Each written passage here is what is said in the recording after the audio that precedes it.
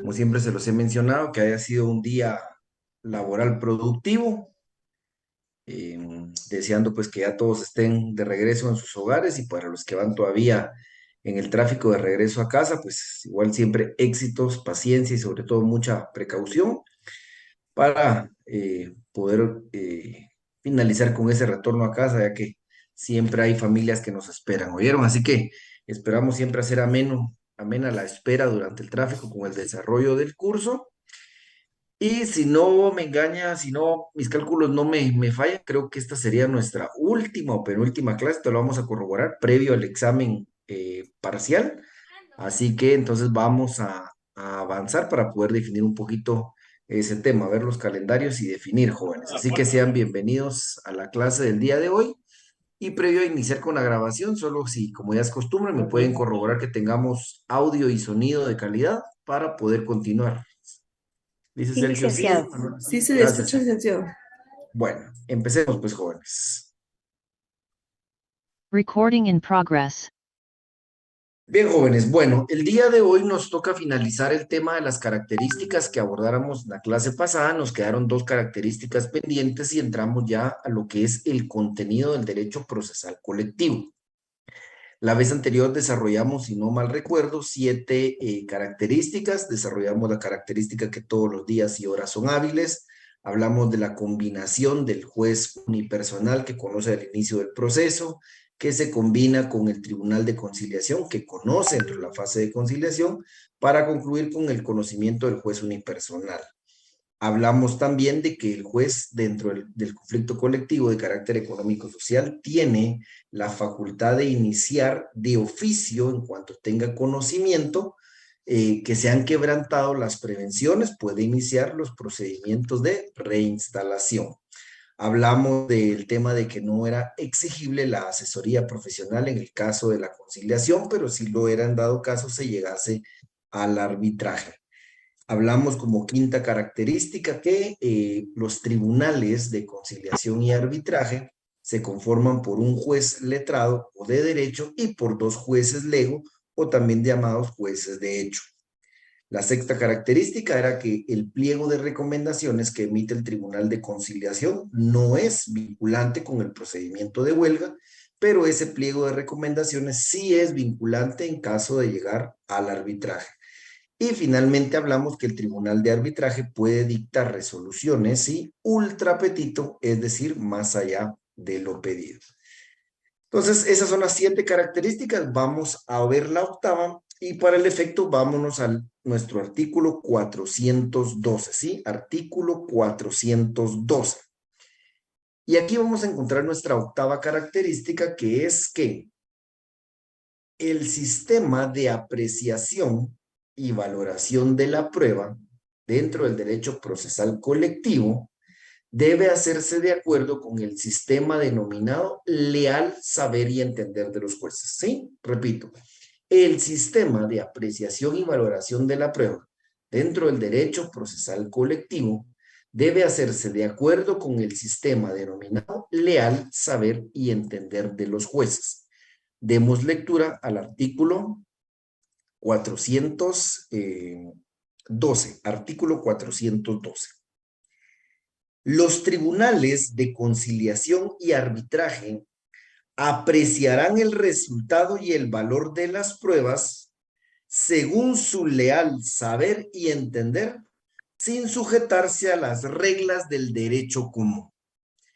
Entonces veamos, pues jóvenes, interesantísimo el sistema de valoración y apreciación de la prueba que tienen los tribunales de conciliación y arbitraje, ya que como lo podemos evidenciar, cuando el código nos establece, según su leal saber y entender, veamos que deja una libertad, ¿sí? De los tribunales para apreciar la prueba. Recuérdense que dos integrantes de esos tribunales, como lo dijimos en la clase anterior, no son abogados. El requisito es que no sean abogados, como lo vamos a ver cuando veamos la integración de los tribunales. Pero ya les adelanto esto para que podamos entender. Por eso dice aquí, sin sujetarse a las reglas del derecho común. Cuando hablamos de los sistemas de valoración de la prueba, lo hablábamos la vez anterior, la sana crítica razonada, la prueba legal o tasada, la propia ley nos va dando los elementos de cómo valorar la prueba. Pero aquí, al estar frente a dos de tres integrantes que no son abogados, la ley deja la libertad, repito, a apreciar la prueba, dice, según su leal saber y entender. Es decir, su forma en cómo comprenden la realidad, su forma en cómo entienden el entorno social. Recuérdense que se prevé que el tribunal se arme de esa manera o se conforme de esa manera, ya que son las personas que tienen conocimiento del conflicto, son representantes de trabajadores, representantes de patronos, que no saben de derecho o no conocen de leyes, pero sí conocen de esa relación patrono-trabajador y conocen de esa realidad social que se vive en esa relación patrono-trabajador. Es por ello que la ley y el legislador dejan esta libertad, ¿sí?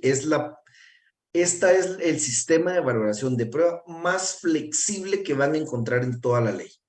En ningún otro proceso van a encontrar un sistema de valoración más flexible que esto. Esto le da amplitud a los integrantes del Tribunal de Conciliación y Arbitraje, repito, de poder interpretar y resolver conforme a ellos entienden el conflicto, la realidad del conflicto, el entorno social y la vivencia dentro del propio conflicto. No lo sujeta a normas del derecho común. Si vemos, por ejemplo, en el derecho civil, existe una forma para acreditar los documentos, existen formas para acreditar testigos en el derecho penal, etcétera. Acá no. Acá no nos da reglas. Dice, señores del Tribunal de Arbitraje, señores del Tribunal de Conciliación, conforme a ustedes entiendan, conforme ustedes sepan del conflicto, así resuelvan, con esa amplitud, con esa flexibilidad, ¿sí? Entonces, este es el sistema de valoración de la prueba, es según su leal saber y entender, ¿sí? ¿Queda claro esta característica, jóvenes? ¿Queda clara esta libertad que tienen los tribunales tanto de conciliación como de arbitraje de resolver acorde a como perciban la realidad y tengan conocimiento del conflicto? Sí, dice Sergio. Creo que los Sí, demás licenciado. también. Excelente. Bueno, y la última característica, jóvenes, es algo que ya vimos también en los principios que desarrollamos la vez anterior, en las clases anteriores. Las resoluciones, esta es la característica. Los efectos, más bien, los efectos de las resoluciones a lo largo del proceso colectivo, ¿sí? Del conflicto colectivo de carácter económico-social, se extiende a los trabajadores que no participaron en el movimiento y a aquellos trabajadores futuros, ¿sí? Repito, los efectos de las resoluciones que se dan dentro del conflicto colectivo de carácter económico-social se extienden a terceros que no participaron en el movimiento y a los trabajadores futuros. Esa es la última característica que estamos desarrollando hoy. Les he dicho, jóvenes, les he mencionado que dentro de una empresa puede ser que sean 200 trabajadores, hay exactamente 20 sindicalizados y son estos los que promueven, sí, los que promueven la negociación colectiva. Al negarse el patrono a hacer esta negociación, son los que promueven la demanda colectiva y el conflicto colectivo de carácter económico-social. Son estos, puede ser los que forcen al patrono a negociar en la vía conciliatoria, y puede ser que al llegar a la negociación o obtener algunos beneficios, lo que les he mencionado. Los beneficios no son solo para aquellos que intervinieron en el conflicto, sino una característica de los conflictos colectivos de carácter económico-social es que todos los trabajadores de una empresa o de una institución gozan de los beneficios que se obtienen. Por eso decía ahí, como dice Guillermo, es tanto para los terceros que no intervinieron trabajadores e incluso para los futuros. ¿Sí? Como les mencionaba yo, el ejemplo que hemos utilizado muchísimo puede ser que el día de hoy se apruebe un bono de Navidad, la negociación colectiva se realiza en el mes de agosto, y se aprueba un bono de Navidad. Es decir, todos los trabajadores van a tener un bono de 2,000 quetzales cada diciembre, cada 15 de diciembre, para los regalos de fin de año, compras de Navidad. Si solo 20 o 25 trabajadores estuvieron de acuerdo con plantear el conflicto, si en la empresa trabajan 200, el beneficio de este bono de 2,000 quetzales de diciembre es para los 200 trabajadores, no solo para los 25 que participaron en el conflicto. Bueno, llega diciembre, se le paga su bono a los 200 trabajadores. En febrero del otro año entra un nuevo compañero de trabajo o entra uno por área, son 5 nuevos compañeros y resulta que en la empresa ya no son solo 200, sino son 205 compañeros. A esos compañeros que ingresan en enero, en marzo, en junio, en octubre del otro año, también les asiste el derecho de ese bono de 2,000 quetzales en diciembre. ¿Sí? Por eso lo repito, las resoluciones, ¿sí?, que se dan durante el conflicto colectivo de carácter económico-social benefician no solo a quienes intervienen en el conflicto, sino a los terceros, trabajadores terceros que no participaron en el conflicto, y a los futuros, ¿sí? Los beneficios son para la totalidad de los trabajadores, sea presentes o incluso futuros. Dice aquí Sergio, queda como un beneficio permanente, el cual no puede ser reducido, solo se podría renegociar con una mejora. Así es, Sergio. Este bono, a partir de que se convierte en un derecho de los trabajadores, ya no se puede reducir. Lo único que se podría negociar en un próximo pacto, convenio colectivo de condiciones de trabajo, sería mejorarlo, ¿sí? Dejarlo igual o mejorarlo, sea de 2,200, 2,500, 3,000, etcétera, ¿sí? ¿Quedan claras estas características, jóvenes? Las dos que vimos hoy, que realmente creo que son bastante sencillas, sobre todo esta última ya la habíamos abordado, pero me dicen si queda 100% Sí queda claro, licenciado, gracias. buenísimo. Bueno, jóvenes, con esto terminamos el tema de las características del derecho procesal colectivo y entramos ahora a un tema que se llama el contenido del derecho procesal colectivo, ¿sí? Contenido del derecho procesal colectivo. ¿Y qué es el contenido del derecho procesal colectivo? Miren, pues, dentro del desarrollo del derecho procesal colectivo como tal, vamos a encontrar que existen 3 procesos, ¿sí? Existen 3 procesos. Repito, dentro de el derecho procesal colectivo, vamos a encontrar que existen 3 procesos. Dicho de la otra forma, 3 procesos son el contenido del derecho procesal colectivo, ¿sí? Así como cuando vimos el derecho procesal individual, que vimos el juicio ordinario, aquí nos vamos a encontrar con 3 procesos. Aquí nos vamos a encontrar con 3 procesos. El primero de ellos, se los voy a consignar acá.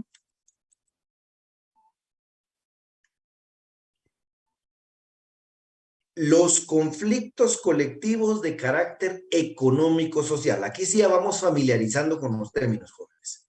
Los conflictos colectivos de carácter económico-social cuyo objeto es modificar las condiciones de contratación contenidas en la ley, en el contrato individual de trabajo o un instrumento de normación colectiva. Participan sindicatos, coaliciones y uno o varios patronos. Bueno, acá nos vamos a encontrar, jóvenes, que este conflicto colectivo de carácter económico-social es realmente una de las herramientas que los trabajadores tienen, ¿sí? Para que, como esta definición no lo indica, los trabajadores puedan mejorar las condiciones en las que trabajan o crear nuevas condiciones de trabajo. Recuérdense que el artículo 106 constitucional nos regula. Dice, los derechos consignados a los trabajadores, ¿sí? Son mínimos, susceptibles solo de ser mejorado. ¿Por medio de qué? De la negociación colectiva, ¿sí? De la negociación colectiva. Toda norma que tergiverse, disminuya o restrinja derechos es nula ipso iure. Bueno, Entonces nos encontramos en lo que hemos hablado bastantes veces en el curso, es como trabajadores tenemos un mínimo de derechos, ¿sí? No podemos bajar de ahí. No tenemos ni siquiera el derecho, valga la redundancia, como trabajadores a renunciar a nuestros derechos. No tenemos esa facultad. Esa es una facultad que la ley tiene que dice no vamos a disminuir derechos. Pueden solo aumentarlos. Entonces, como les he mencionado, por ejemplo, nuestras leyes se quedan bastante obsoletas en el tiempo. Sí, se quedan bastante obsoletas en el tiempo. Entonces, la manera más inmediata de mejorar esas condiciones de trabajo o de crear nuevas condiciones de trabajo es la negociación colectiva. Y aquí la herramienta fundamental o una herramienta principal que tenemos es el conflicto colectivo de carácter económico-social. Sí, conflicto colectivo de carácter económico-social. Y es básicamente en donde los trabajadores organizados, ya vimos aquí, sindicatos o grupo coaligado de trabajadores, ojo que eso es requisito, un grupo organizado de trabajadores, sea sindicato, grupo coaligado, legalmente establecido, legalmente representativo, lo vamos a ver más adelante cómo es la manera de hacerlo, pero ellos presentan ante el patrono una negociación. ¿Sí? Presentan una negociación en la cual buscan mejorar los derechos que ya tienen o crear nuevos derechos. Ya les decía yo, pueden ser de índole, escuchen el nombre del conflicto. Conflicto colectivo de carácter económico, social. Esas mejoras no necesariamente deben ser económicas. Lo hemos hablado aquí en varios ejemplos. Cuando hablamos de una mejora económica, puede ser un aumento de salario, el bono de 2,000 quetzales, el bono navideño, etcétera. Cuando hablamos de mejoras de carácter social, lo que hemos hablado acá.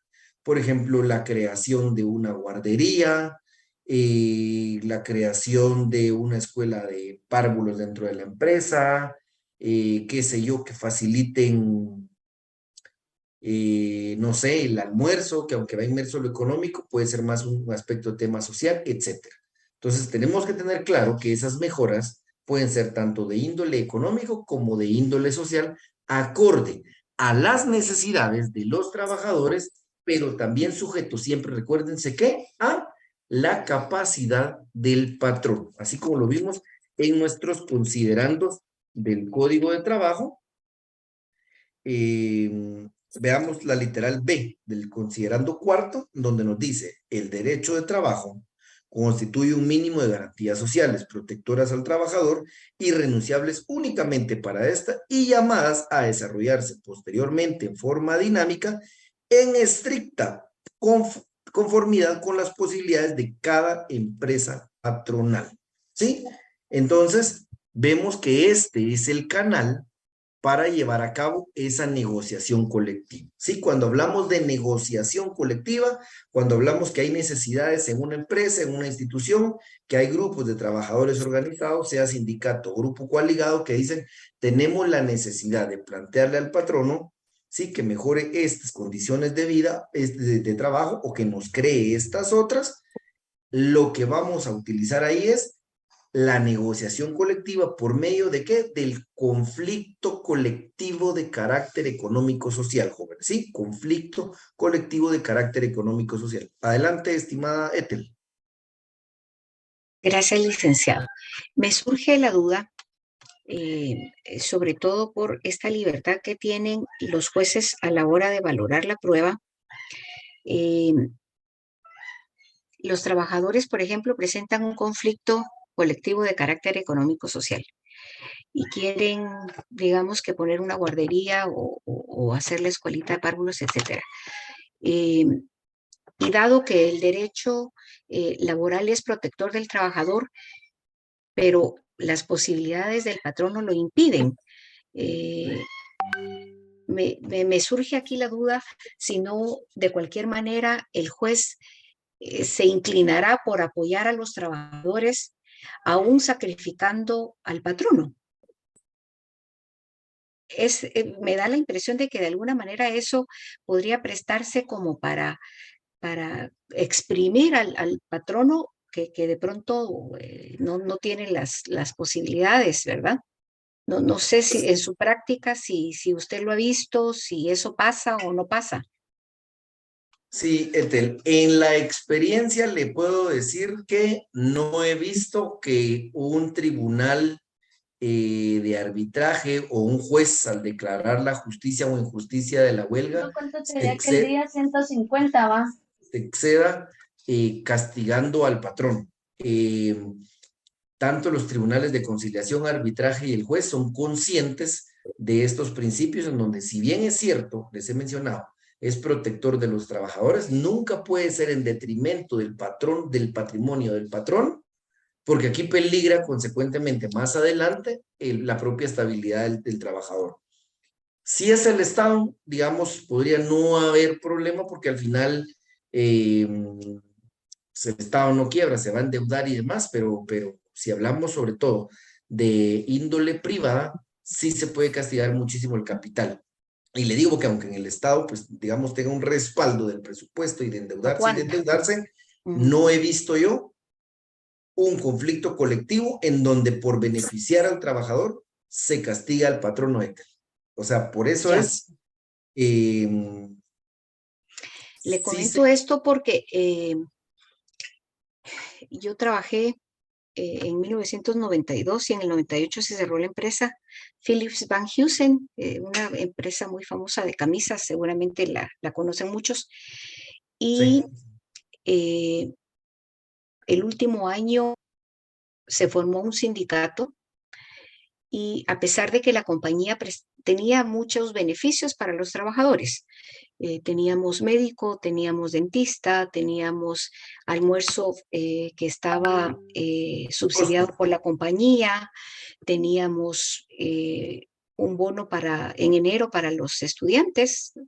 Si usted tenía hijos en parvulitos, le daban su set para parvulitos, si tenía de la primaria para la primaria, para estudiantes universitarios, canasta navideña, festejo para los chiquitos, en fin, gozábamos de muchísimas prestaciones sin necesidad del sindicato.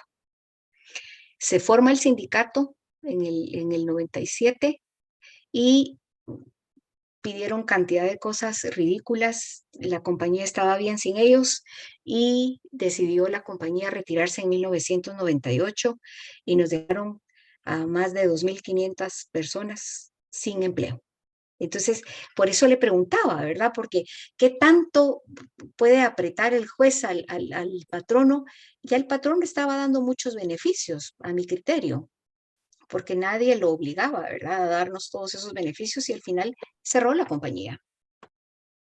sí, no, ahí sí le digo yo que sí tienen mucho cuidado los jueces de no excederse en cuanto a resolver a favor de los trabajadores si no existe la certeza que se puede cumplir. Por ejemplo, aquí dice José Luis, se hace un examen técnico previo para las ganancias de la empresa y si la empresa está en su capacidad, podría resolverse a favor. Y cuando es el Estado, jóvenes, les digo que, por ejemplo, se piden dictámenes. Por ejemplo, si un juez está o un tribunal está resolviendo un conflicto colectivo, tiene a la vista, por ejemplo, los dictámenes de la dirección técnica de presupuesto del Ministerio de Finanzas, en donde establece cuánto es el presupuesto, cuál es la proyección, si puede cumplir o no. O sea, sí hay un cuidado en no sobregirar a la empresa o a la institución, jóvenes. Sí se evalúan todos esos temas, lo que les decía yo, protectorio del trabajador o poco formalismo no significa anárquico. Sí hay un razonamiento sobre las peticiones versus las posibilidades del patrón. Adelante, estimado Cristina. Buenas tardes, licenciado. Una consulta.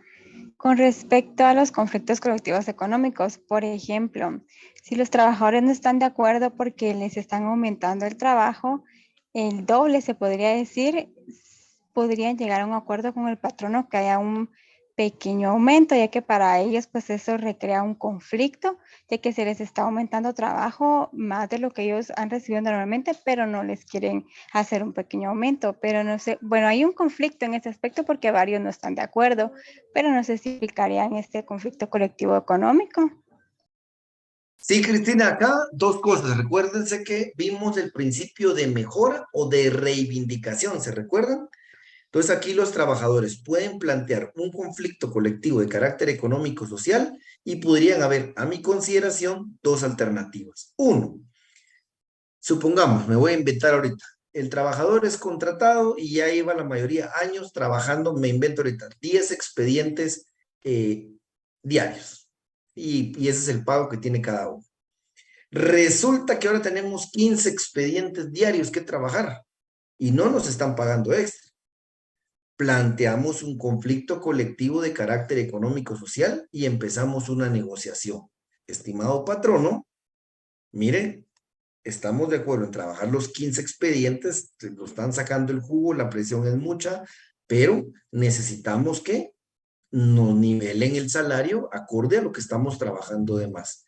Si la empresa de verdad no tiene las posibilidades, repito, recuérdese de la reivindicación. Entonces, si no existe la posibilidad de pagarnos más, por lo menos no nos aumenten esos 5 expedientes. Respétennos el contrato original en el cual se establecía que íbamos a trabajar solo 10 expedientes diarios. ¿Se recuerdan? Principio de mejora o mejora, reparación y reivindicación. ¿Se recuerdan?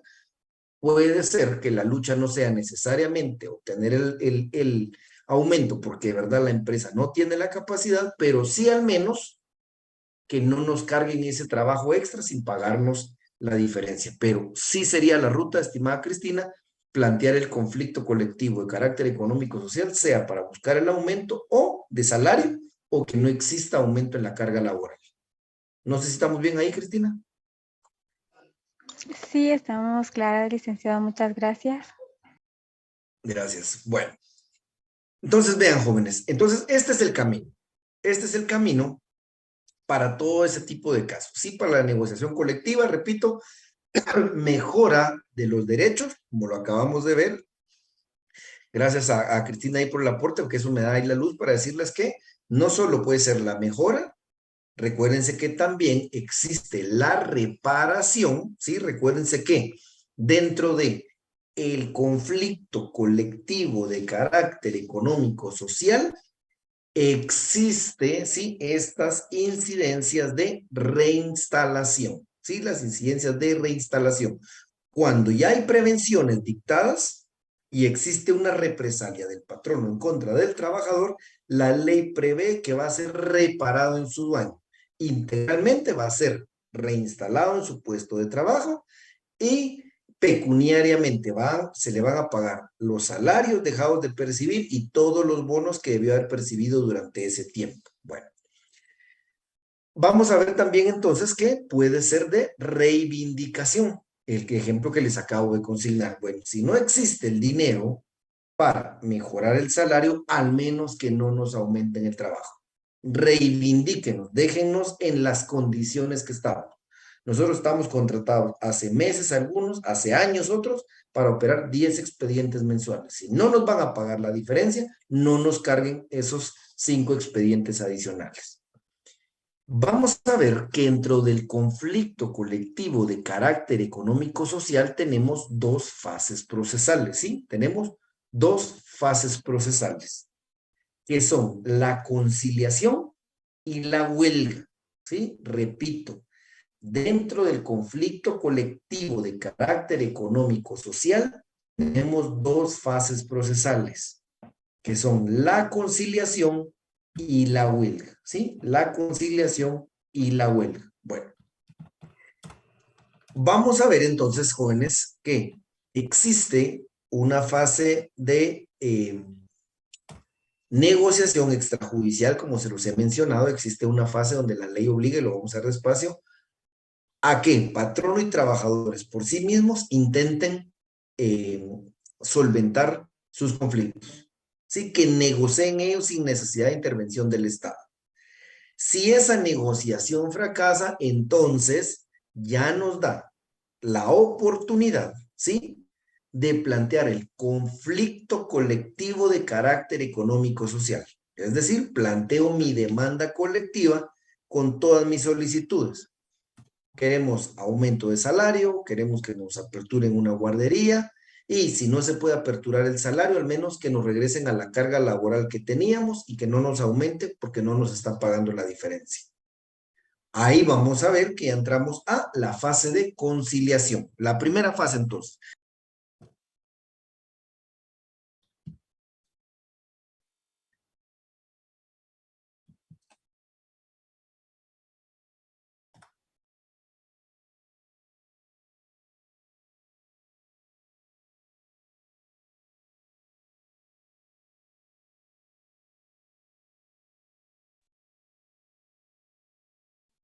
Perdón, jóvenes, creo que me desconecté. ¿Están todos por ahí? Sí, licenciado. Aquí estamos, Cambié. licenciado. Sí, se Ah, escucha. Sí, me dio un corte ahí en la transmisión, perdón. Bueno, les decía entonces, jóvenes, que cuando ha fracasado la negociación entre patrón y trabajadores en la vía extrajudicial, ya nos da la oportunidad de acudir a los juzgados respectivos por medio de la demanda colectiva. Y es aquí entonces cuando planteamos nuestro conflicto colectivo de carácter económico-social, cuya primera etapa es la conciliación. La primera etapa es la etapa de conciliación que se realiza frente al Tribunal de Conciliación. Esa es nuestra primera etapa del conflicto. Si esta conciliación fracasa, porque se recordarán ustedes que se lo mencioné la vez anterior, este Tribunal de Conciliación solo emite recomendaciones, hace sugerencias, trata que las partes lleguen a un acuerdo, pero no tiene poder coercitivo.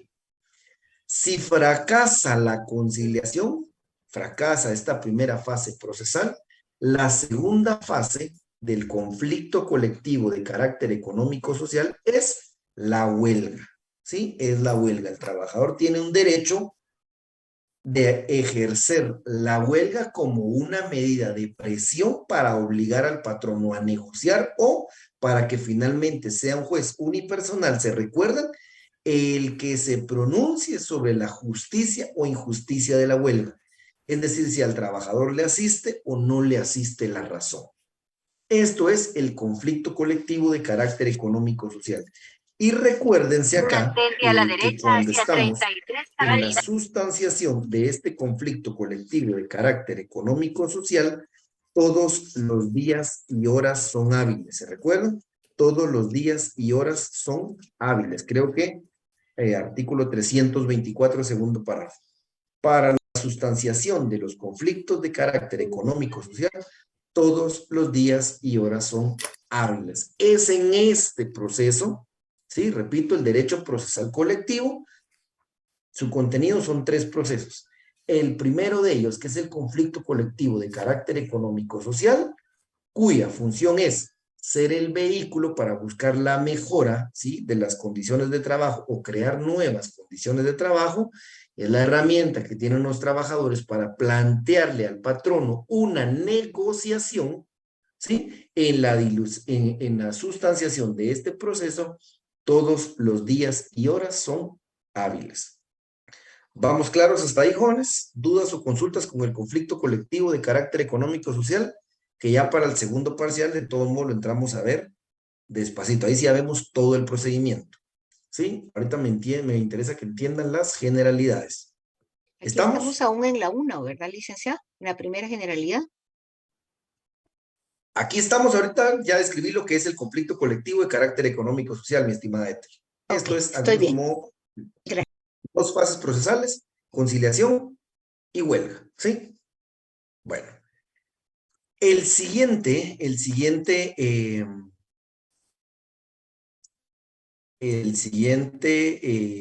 conflicto, se lo voy a poner acá igual.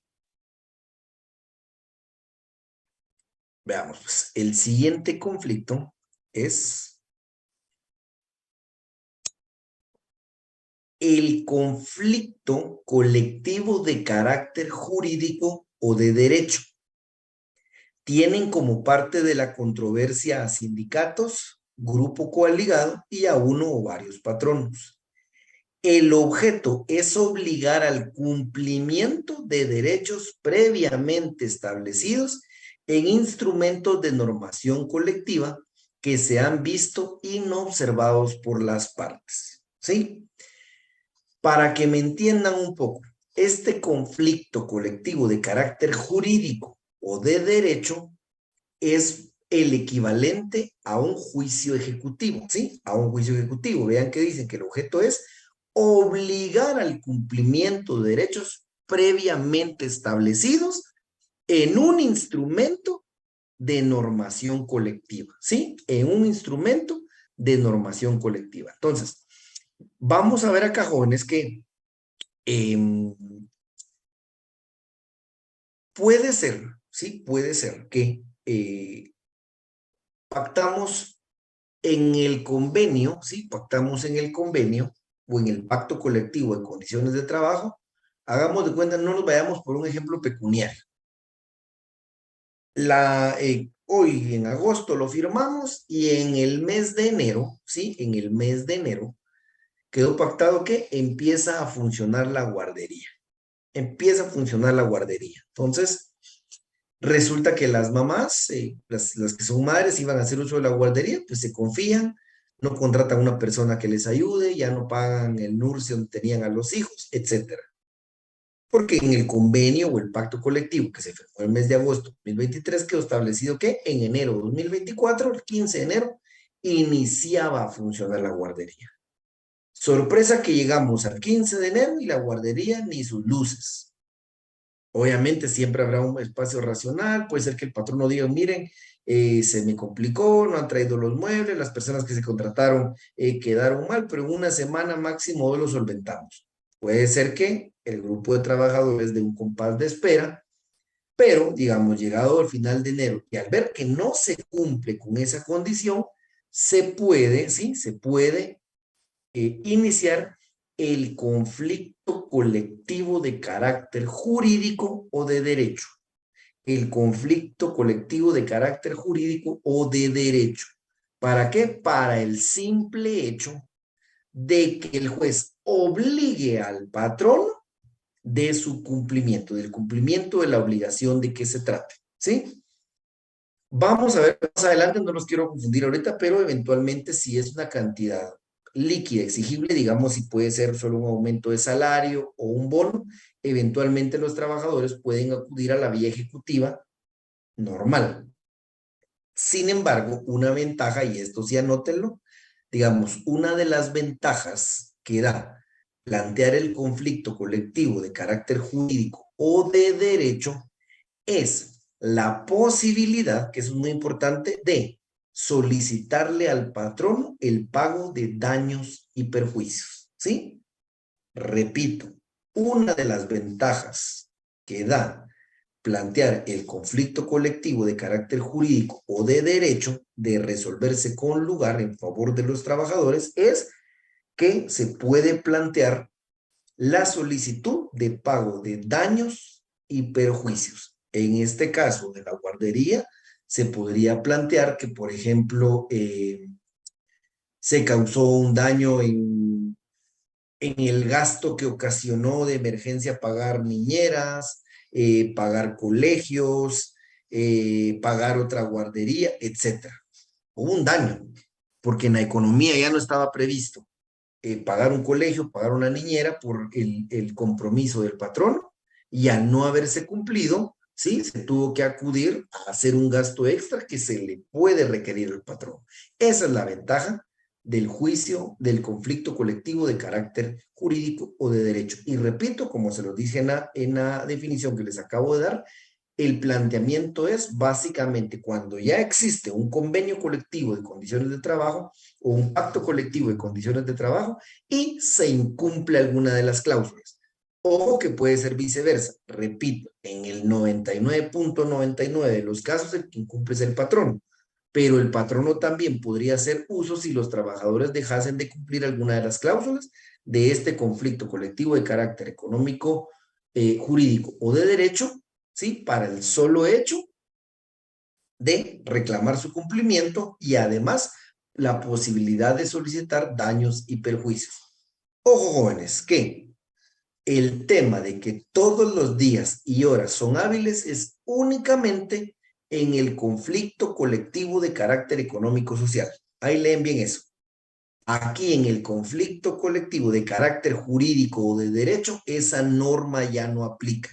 Recuérdense que allá se aplica porque existe un conflicto, la posibilidad de que estalle una huelga y que hay un problema. Entonces, para evitar y erradicar eso lo más pronto posible, se da esta situación que la ley prevé de que todos los días y horas sean hábiles. Mientras que en este conflicto de carácter jurídico o de derecho, ya no existe un riesgo de que haya un problema que derive en huelga porque ya hay un derecho que exigir. Simplemente se acude al juez para que el juez le fije un plazo al patrono para que cumpla con lo que hubiese dejado de cumplir.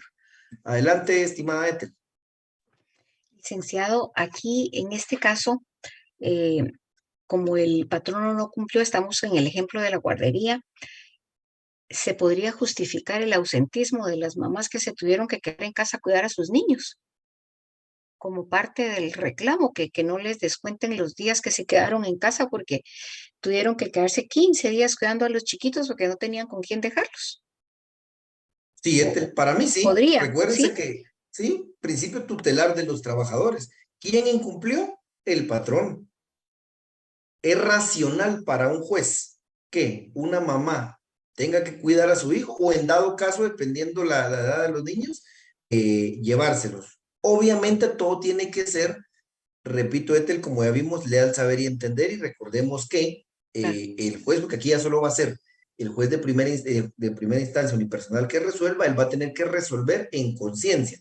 También va a ser entendible que, por ejemplo, la mamá se ausente 1 o 2 días mientras encuentra una guardería, lo que yo les decía, pueden reclamar el pago de ese daño, una guardería, un familiar que le cobre, etcétera. Siempre va a ser proporcional en conciencia. Recuérdense En que conciencia, como sí. ahí ya solo lo va a conocer el juez de primera instancia, ya aquí ya nos olvidamos de tribunales de conciliación y arbitraje, él va a aplicar la conciencia. Si aparece una mamá, mire, me ausenté 1, 2 días en los que conseguía quien me lo cuidaba, el patrón no cumplió, no podía dejar al niño chiquito, si me lo llevaba al trabajo, yo soy operaria, no lo podía tener ahí, es peligroso con las máquinas, 1 o 2 días es racional. Pero si ya nada más se desaparece un mes y no encuentra a nadie que le cuente, ¿quién lo cuide? Ahí es, ajá, por eso le digo, la Otra ventaja historia. de los sistemas de valoración de la prueba en el ámbito laboral. El juez puede aplicar su conciencia, su raciocinio. No está normado como el resto de sistemas de valoración del derecho común. Gracias, licenciado. Estamos, Ethel. ¿Dudas o consultas con este conflicto, jóvenes? ¿Queda claro? ¿Conflicto colectivo de carácter jurídico? Licenciado, yo disculpe, usted comentaba que eso se llama como un juicio ejecutivo, algo así, o no sé si escuché bien. Sería el sería. equivalente, digamos, a un juicio ejecutivo, ajá, Ok. porque realmente nos sirve, ¿sí? Para obligar al que incumplió con la obligación a que la cumpla. Por eso les decía, Ya. se asemeja a un juicio ejecutivo, para que no se me confundan, se Ok. asemeja, pero su nombre legal es conflicto colectivo de carácter jurídico o de derecho, y Ok. sirve para poder obligar a quien incumplió una obligación a que cumpla con ella. Muy bien, gracias. ¿Estamos, Jocelyn? Sí, Vale. gracias. Excelente, Jocelyn. Bueno, sigamos. Y el tercer proceso, ¿sí? El tercer proceso que vamos a ver dentro del derecho procesal colectivo es el arbitraje, ¿sí? El arbitraje. Entonces, establece acá.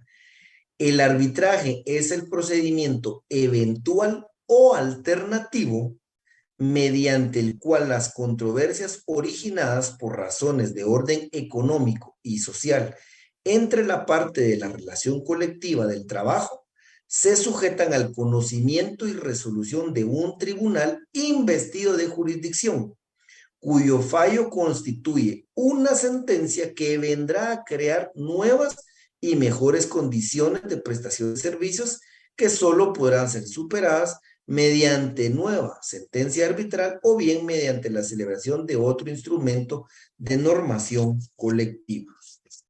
Entonces, veamos, jóvenes.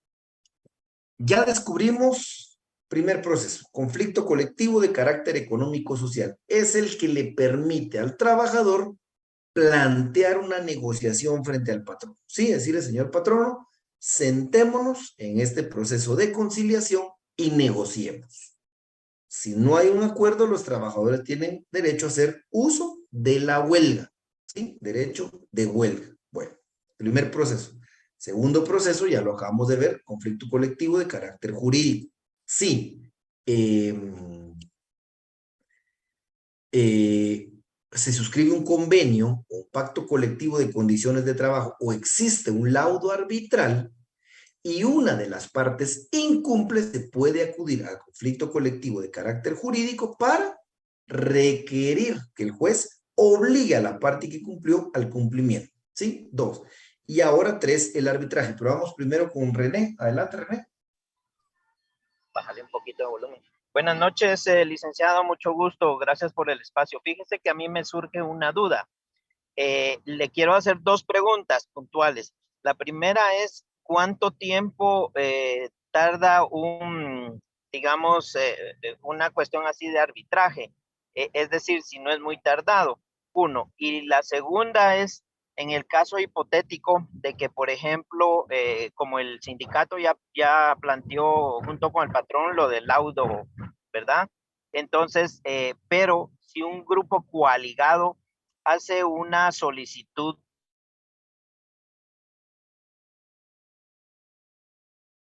Nos quedó sin audio, René.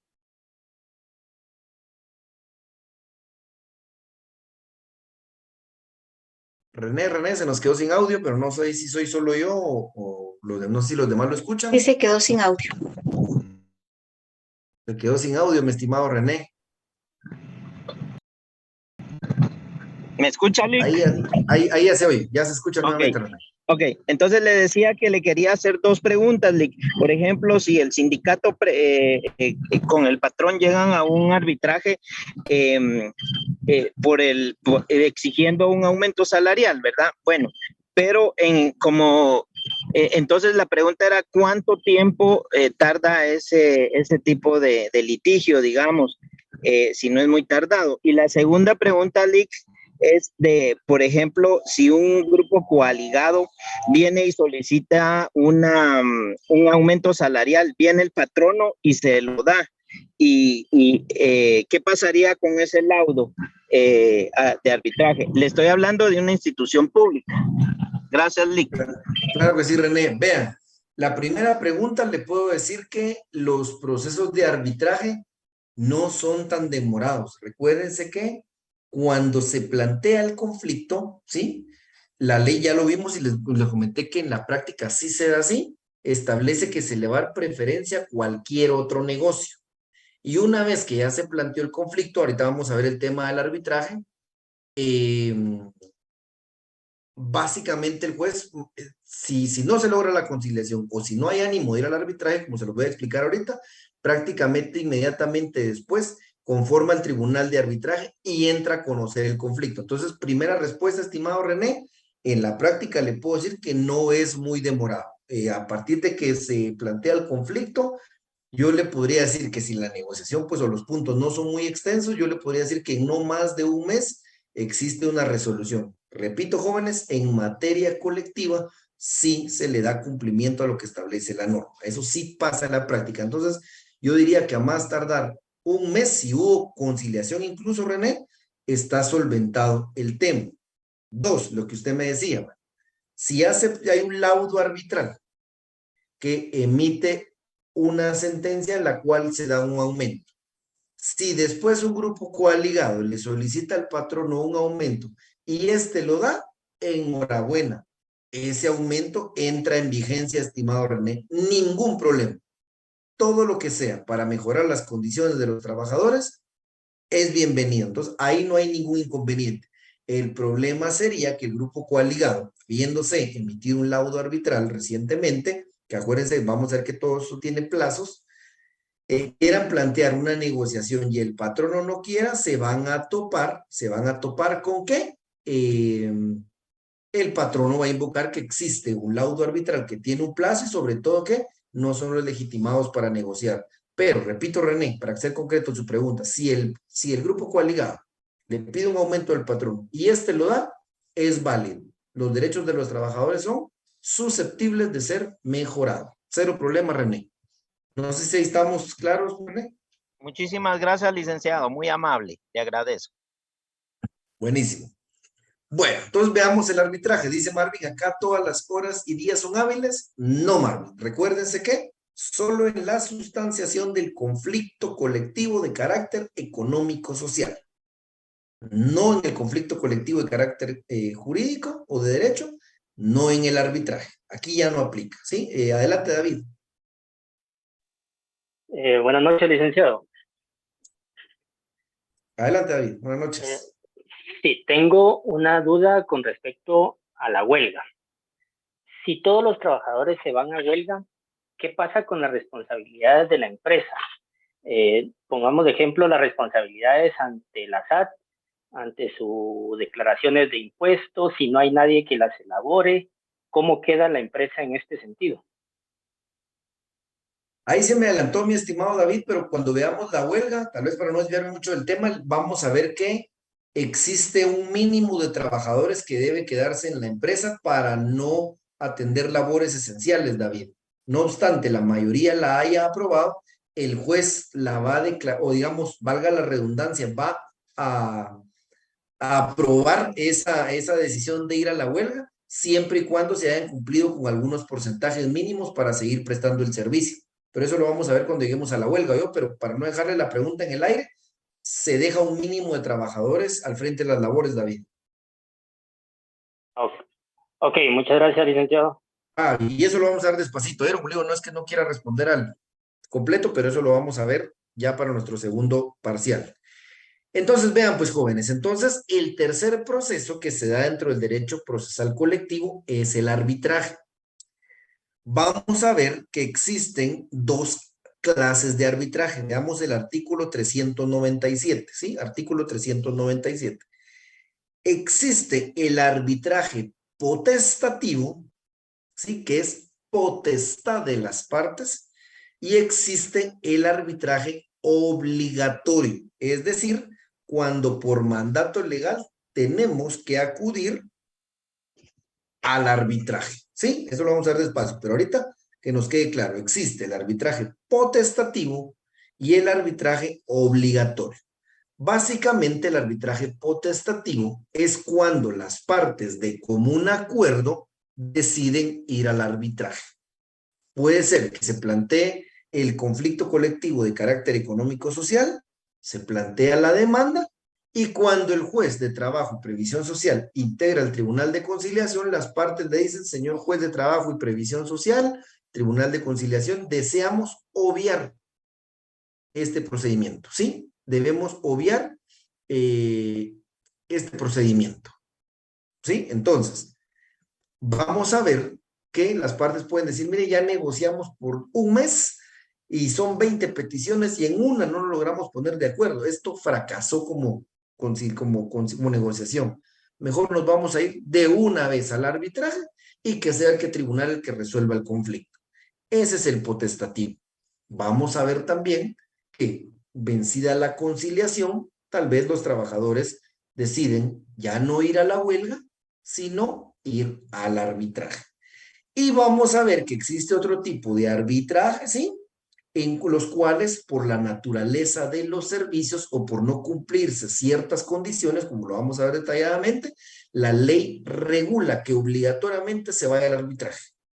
Vamos a ver que hay casos en los que la ley dice, momento, por la naturaleza de los servicios que ustedes prestan o por no haber cumplido con estas condiciones en este momento, usted pierde su derecho de acudir a la huelga, ¿sí? O ya no tiene derecho a ir a la huelga y forzosamente se va al arbitraje.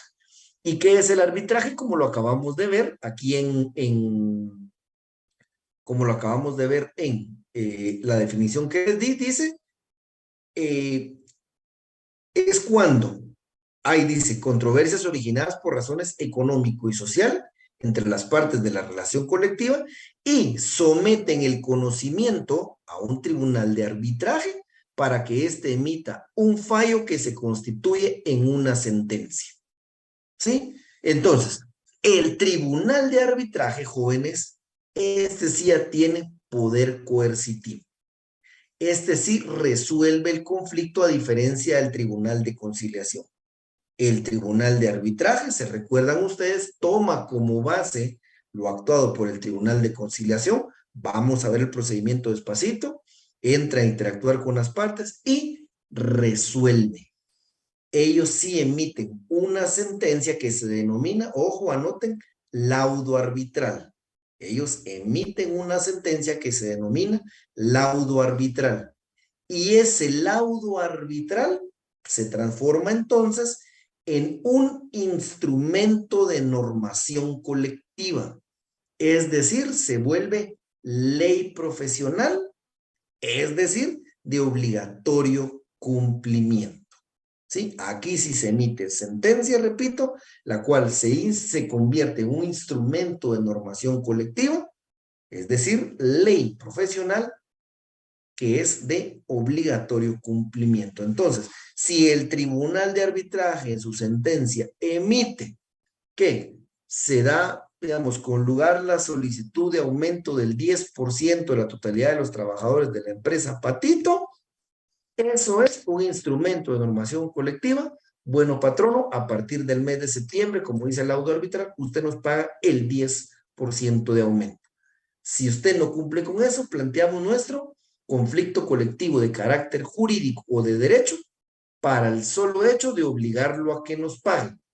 Y como en ese conflicto ya tenemos derecho a pedir daños y perjuicios, vamos a pedir perjuicios porque este aumento que lo estamos pidiendo es para cubrir gastos de graduación del colegio, etcétera. Va a haber un daño si usted no cumple con eso que le han ordenado. Adelante, Jocelyn. Sí, licenciado, disculpe, usted indicaba que el Tribunal de Arbitraje emitía una, que se me entrecortó, disculpe. Una sentencia que se denomina laudo arbitral. Laudo arbitral, digamos, emiten la sentencia, la resolución del Tribunal de Arbitraje se denomina laudo arbitral. Ese laudo arbitral, en fines prácticos, es una sentencia. Ese laudo arbitral, les decía yo, Jocelyn, se convierte en un instrumento de normación colectiva. Es como que si se hubiera suscrito un pacto colectivo, un convenio colectivo, pero como fue, ya no se logró la negociación, sino que fue a través de la sentencia del Tribunal de Conciliación, de Arbitraje, perdón, ese laudo arbitral también es un instrumento de normación colectiva. O sea, ese laudo se va a convertir, incluso el sindicato, por ejemplo, puede hacer folletitos con copia de ese laudo, que es donde va a estar regulado ahora si hay aumentos, si hay otro día de descanso, si se va a crear la guardería, etcétera. Se convierte en ley profesional. Gracias, muchas gracias. Dice Henry Lick, pero si se dice que todos los días y horas son hábiles, ¿en qué juzgados lo entregan? Porque los juzgados laborales tienen un horario para atender. Bueno, Henry, si fuese de emergencia que hay que presentar la demanda colectiva por miedo y represalias del patrón, se puede entregar en un juzgado de turno. ¿Sí? Un juzgado de turno que sea de otra competencia, con tal de que se tenga por presentado ante el organismo judicial y que se solicite que ya en horas hábiles pues se remita al juzgado respectivo. Pero le digo, en la práctica, lo mejor es obviamente esperar, ¿sí? Que se presente el conflicto ante el juzgado respectivo. Pero dada una emergencia ajena, ante los juzgados de turno de primera instancia se puede presentar para el solo efecto de que se tenga por recibido por el organismo judicial.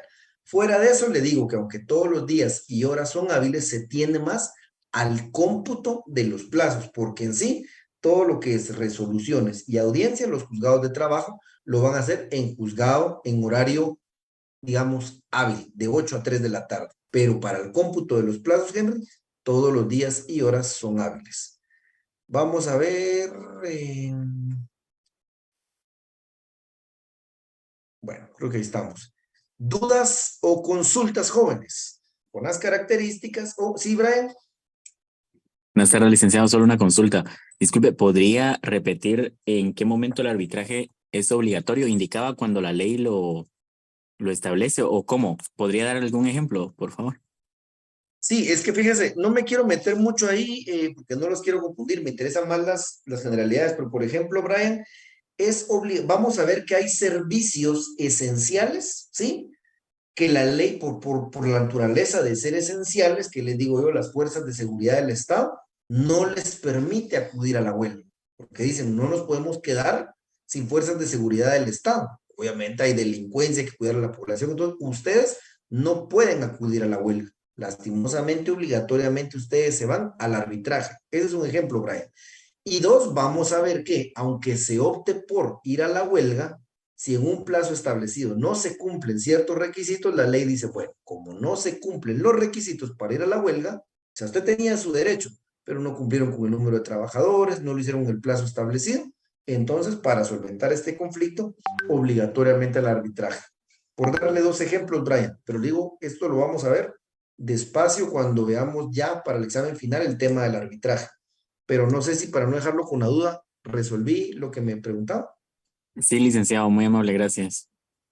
Excelente, jóvenes. Bueno, entonces, contenido del derecho procesal del trabajo, conflicto colectivo de carácter económico-social, que es realmente el medio para solicitarle al patrono, el grupo de trabajadores organizados, sea sindicato, grupo colegado, que se sienten a negociar, plantearle una negociación al patrono. Sus fases procesales ya vimos que son la conciliación y la huelga. Ojo ahí, fases procesales, conciliación y la huelga. Ya vimos que todos los días y horas son hábiles para la sustanciación de este conflicto y que una de las características es que el juez tiene la oportunidad que de oficio puede brindar protección a través de la reinstalación a los trabajadores si eventualmente se quebrantaron las prevenciones que él dictó, ¿sí? Este es nuestro vehículo para mejorar derechos o crear nuevos derechos en la relación de trabajo con base a la negociación colectiva.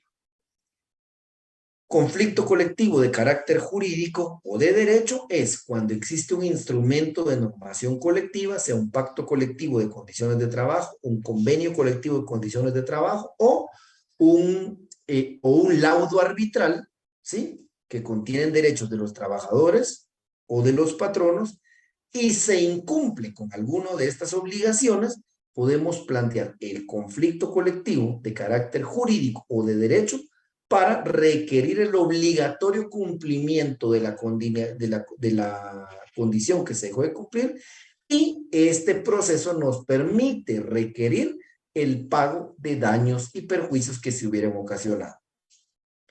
Y finalmente el arbitraje, que no es otra cosa que cuando las diferencias surgidas con ocasión del trabajo entre el grupo de trabajadores organizados, sea sindicato o grupo coaligado, contra el patrono, se someten a conocimiento de un tribunal de arbitraje que va a evaluar el conflicto y lo va a resolver por medio de una sentencia que se denomina laudo arbitral.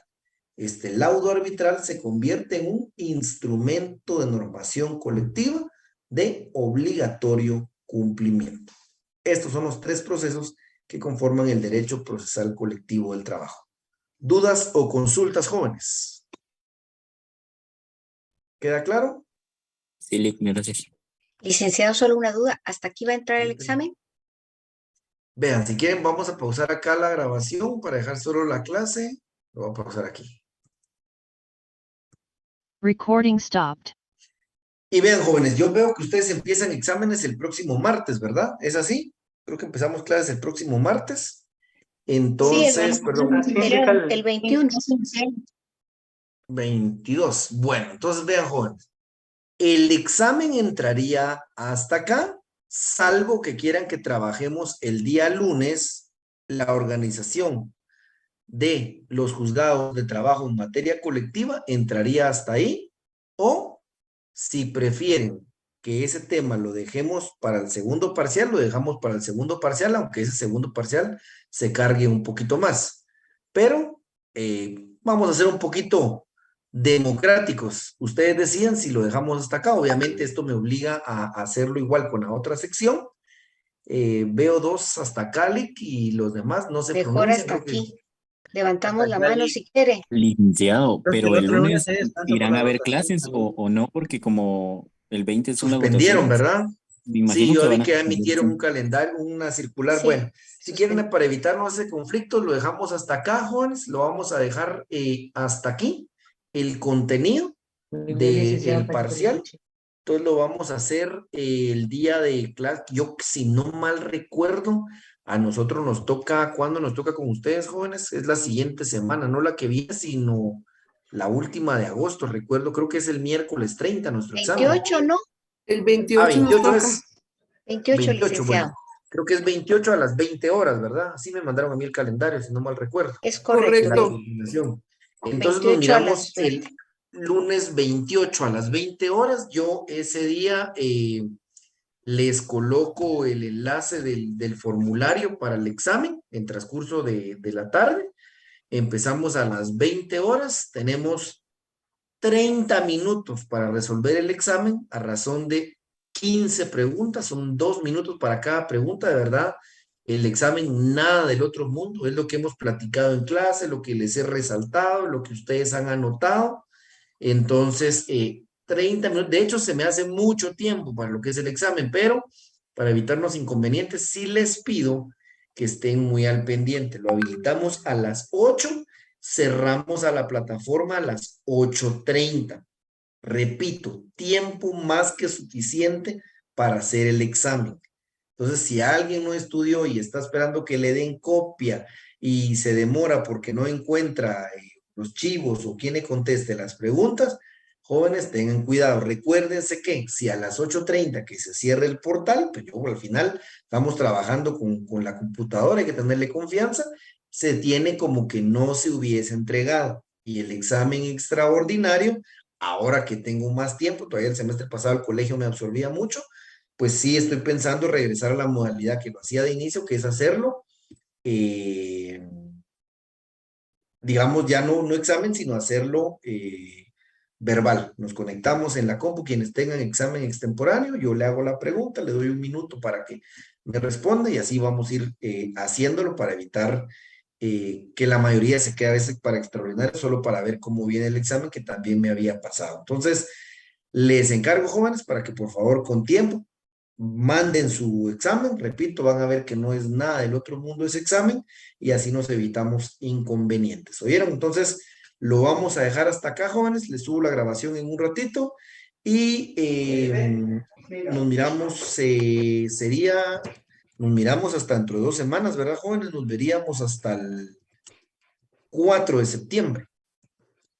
Muy bien, El 4 de septiembre nos veríamos. Así que, Hola. desde ya, que tengan buen descanso, mediten bien su voto, piensen en el país, hay que ir a emitir el voto responsable y nos miramos el 4 de septiembre, pues joven, nos vemos el 4 de septiembre. Desde ya, éxitos en sus exámenes y que tengan un muy buen fin de semana. Feliz noche, jóvenes. Gracias.